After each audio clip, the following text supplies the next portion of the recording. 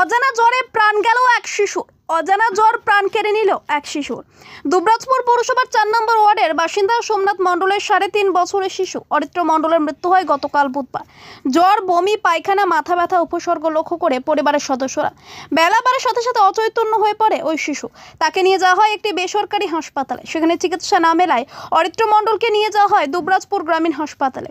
শিশুর অবস্থা দেখে অন্য কোথাও নিয়ে যাওয়ার পরামর্শ দেন চিকিৎসক। গ্রামীণ হাসপাতাল থেকে শিশুটিকে নিয়ে যাওয়া হয় দুবরাজপুরের আরও একটি বেসরকারি হাসপাতালে।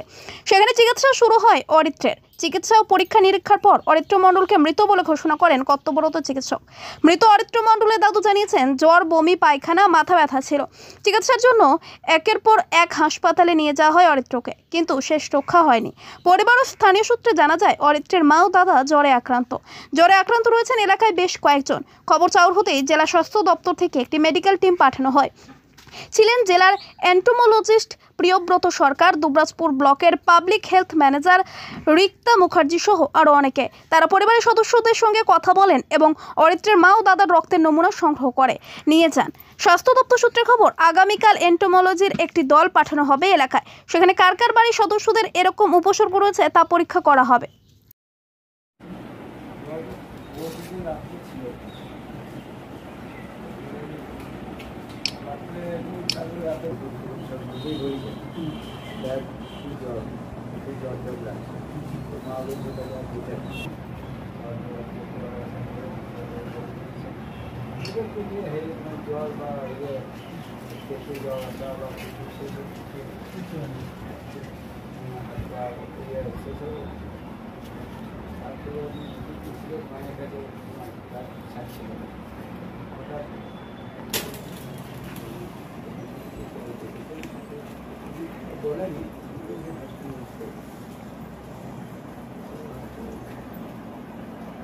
একদিন